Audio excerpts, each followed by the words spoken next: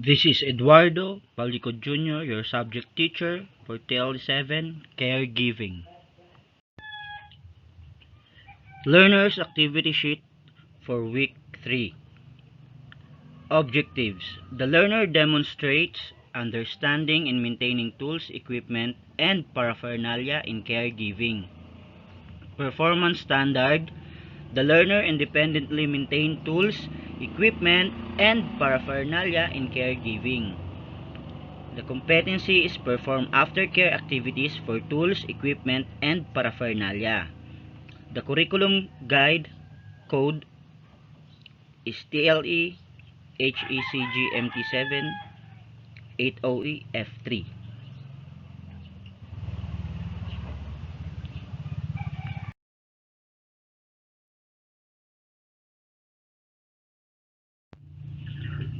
Preparatory activity: cleaning and storing tools, equipment, and paraphernalia in the appropriate area. Carrying tools for equipment and paraphernalia.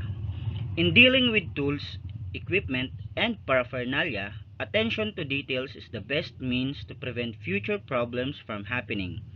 It is a must. Therefore, that tools, equipment, and paraphernalia are properly cleaned and stored after usage. In addition, a maintenance schedule should be in place to make sure that they will operate efficiently. As a future caregiver, it will be to your advantage if you check them daily to help avoid jams, leakages, or breakdowns. It is, of course, necessary that you follow the usage and maintenance instructions from the manufacturer. It would be wise also to keep the same for future reference. Now, it is time for you to get going and walk your way through the following steps that you must carry out to ensure that your tools, equipment, and paraphernalia will work properly.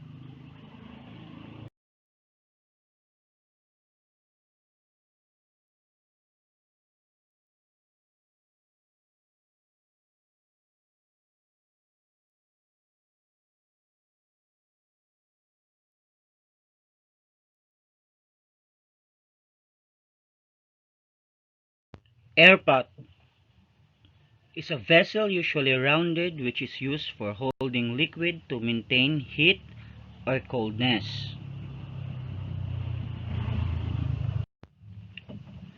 Cleaning an airpot.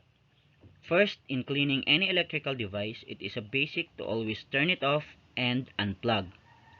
If you don't have an electric airpot with a power button, continue with the rest of the process.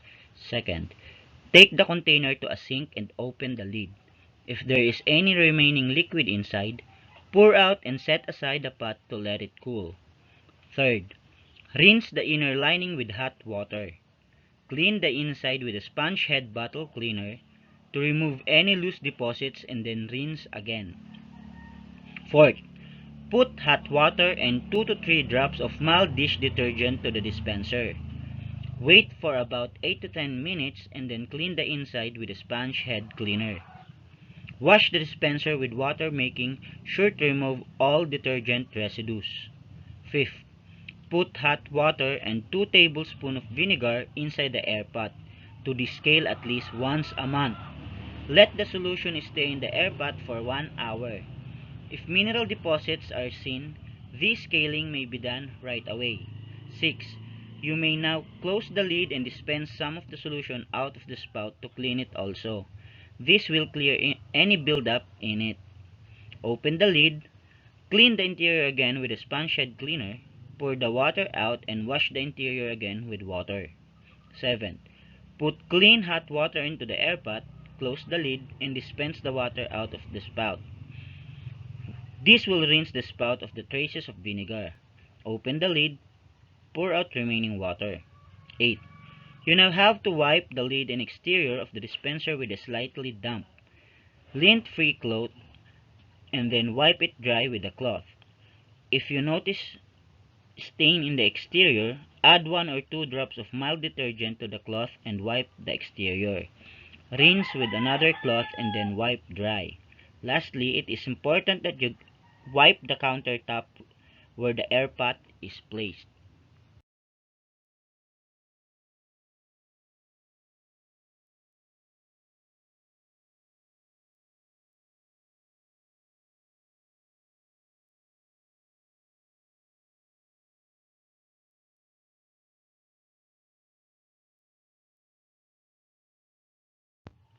Coffee maker is an electric countertop appliance that brews hot coffee automatically. Cleaning a coffee maker. First, make a mixture of 1 part white vinegar and 2 parts water. The amount of mixture depends on the size of the coffee pot. Second, put the mixture into the reservoir of coffee maker. Third, turn on the coffee maker and let the vinegar water mixture cycle through. Fourth, this time, turn off the coffee maker and let the pot cool for 15 to 20 minutes. Fifth, pour the solution into the sink and rinse the pot. Sixth, perform 2 cycles with the coffee maker with cold water. Doing this will wash away the vinegar water solution out of the coffee maker. 7. It is important that you wipe the countertop where the coffee maker is placed. Lastly, protect the coffee maker with a fabric cover.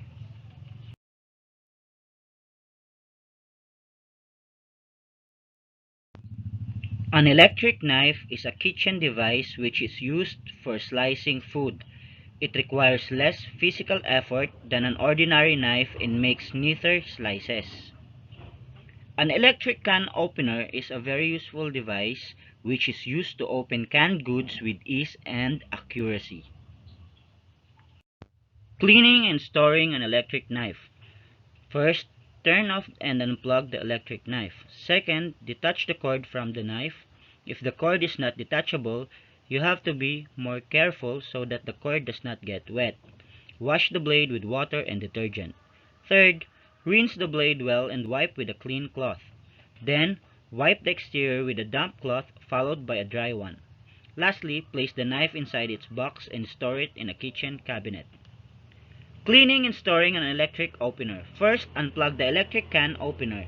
Second, because the parts are small and difficult to clean, use a toothbrush and a mild detergent to remove food particles left after opening cans. Third, wipe with a dry and clean cloth and lubricate the cutter with a light oil. Make sure to wipe away excess lubricant to make certain that it does not transfer to the component of the can that will be opened next. Lastly, place the can opener inside its box and store it in a kitchen cabinet.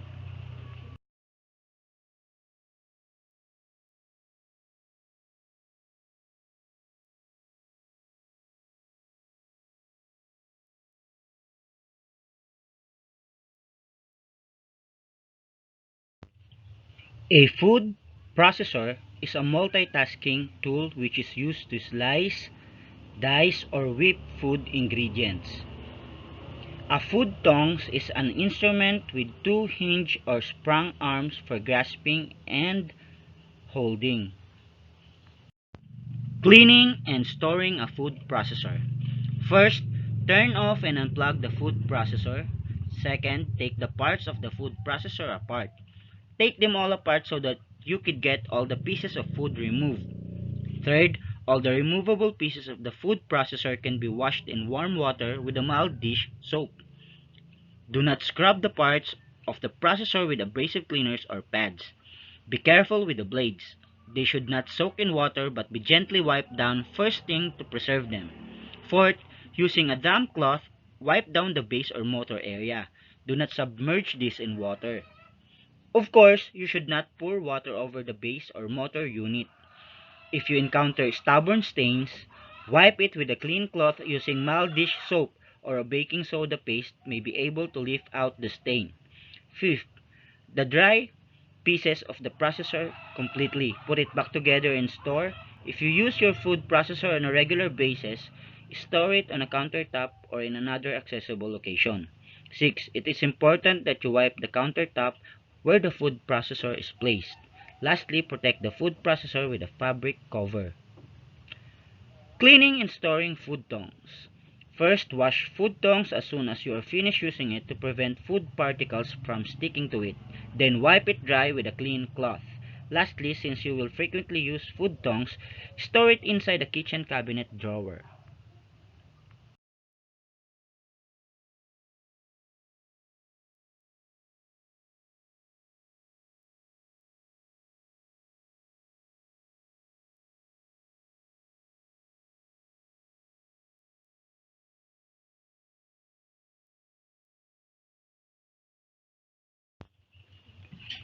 A microwave oven is an oven that uses microwave to cook or heat food.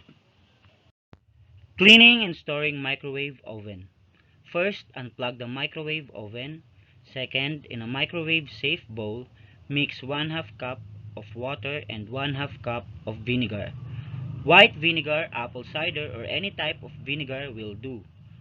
Put the bowl inside the oven and cook on high for about 2 minutes. The mixture of water and vinegar will aid in removing dirt and foul odors from the inside of the oven. Third, remove the bowl from the oven. As you open the oven, be very careful because steam will be coming out. Also, the bowl will be most likely very hot. Fourth, remove the splattered grease and food inside the oven using a sponge. Fifth, wipe the outside of the oven with water and mild detergent. Sixth, wipe the oven dry with a clean cloth. Seventh, it is important that you wipe the countertop where the oven is placed. Lastly, protect the oven with a fabric cover.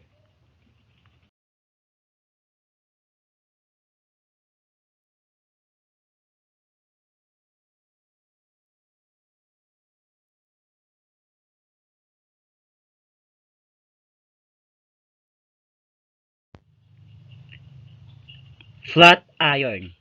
A clothes iron is an electric appliance which is used along with an ironing board to iron or press clothing, fabric, or draperies. Cleaning an iron. First, clean inside the iron for steam iron. If your iron automatically descales water using a replaceable filter, you just have to make sure to replace your filter on a recommended schedule. Some irons may need to be descaled manually. Mix 1 part of water and 1 part of vinegar and pour into the water chamber of the iron. The iron will steam out this solution. Then repeat the process, this time with water. Second, clean non-coated sole plates. Using baking soda or metal polish cleaner to clean the sole plate. Use extra fine steel wool for plates that need extra help. However, this should only be done as a last resort. Third, clean non-stick sole plates. Use clean soft cloth, warm water, and mild detergent for non-stick coated irons. For non-stick coated irons, clean with a soft cloth, warm water, and mild detergent. Always wait until your iron is completely cool and unplug before cleaning it. Never use an abrasive cleaner because it will wear away the coating on your iron.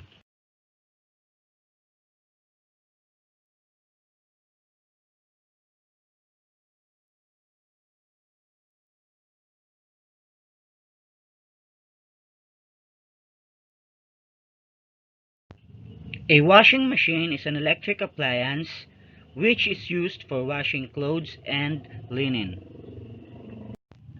Cleaning and caring for a washing machine. First, wipe the top, front, and sides of the washing machine with spray cleaner and paper towels. Second, wipe the underside of the lid with spray cleaner and a couple of paper towels. Third, it is time to clean the basin or the container of the washer. Fill it with hot water, 2 cups of lemon or lime juice, or 2 cups of vinegar for odor problems. If both problems are present, you may have to run a cycle of each. Fourth, for the second time, fill the washer with hot water on the largest load setting. Put 2 cups of bleach to the water to help in removing stains. Run a wash and rinse cycle. Fifth, fill the washer with plain water and run one more cycle to rinse away any residue. 6. Clean the bleach dispenser by soaking it in a bucket of warm water. When the buildup has loosened, remove the dispenser from the pad and place on a paper towel. Wipe away any remaining dirt with the use of spray cleaner and paper towels. Dry the dispenser and return to the original place in the machine. 7. Clean the outside of the hoses with a cloth, and spray cleaner. Lastly, when the washer has completely dried, place its lid back, mop the floor, especially the portion where the washer stands.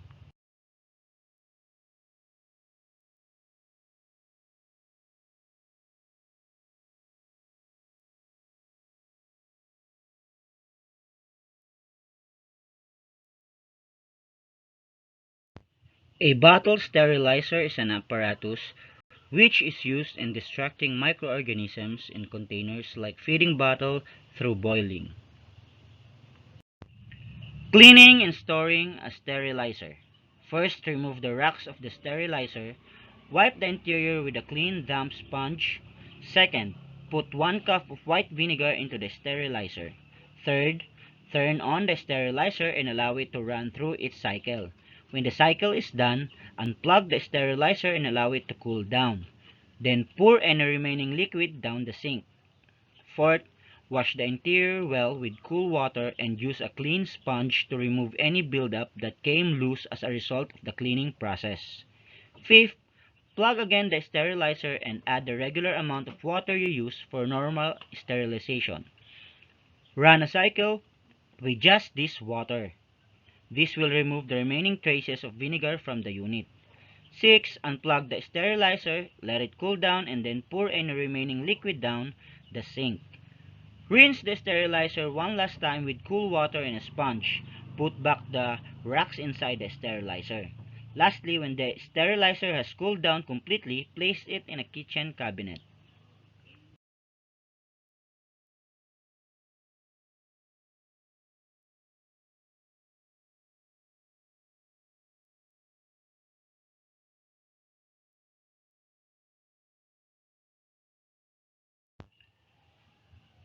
Sphygmomanometer, a digital blood pressure apparatus. A digital unit is mercury-free and consists of a cuff that can be applied with one hand for self-testing, a stethoscope that is built in or attached, and a valve that inflates and deflates automatically with the data displayed on the LCD. Usually it is battery operated. Cleaning and storing a sphygmomanometer. First, you may clean the aneroid gauge, valve, and inflation bulb by wiping it slightly dampened cloth or alcohol pad. Second, integrated one-piece cuff. You may safely clean the cuffs with a damp cloth. 70% alcohol or 0.5% bleach solution may be used, or wash in warm water 140 degrees Fahrenheit 60 degrees Celsius maximum with mild detergent. Before laundering the cuff, first take off the inflation bulb and valve from the cuff. Second, make sure to close off the end of the tubing with tube plug accessory. Also close off the cuff port with a cuff port. Laundering the cuff.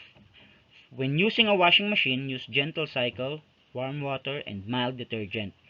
Completely air dry the cuff and reassemble the components. Keep the unit in its protective case after cleaning and using.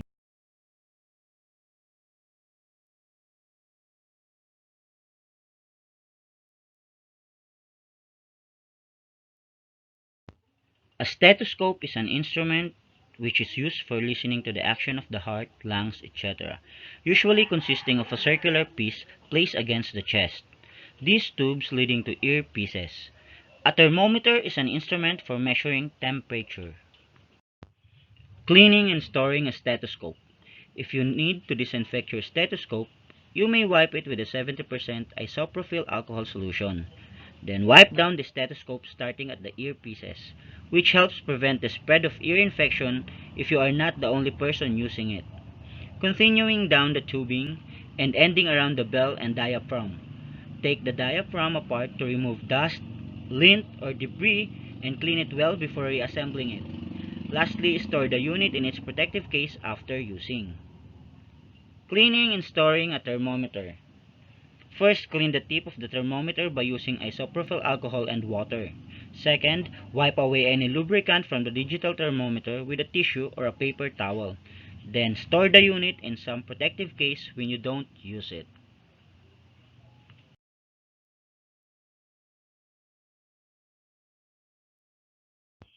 Okay, So that's our topic for this week. I hope you learned something from this video, and good luck on answering your activities on your modules, and always remember, stay safe, stay at home, and God bless.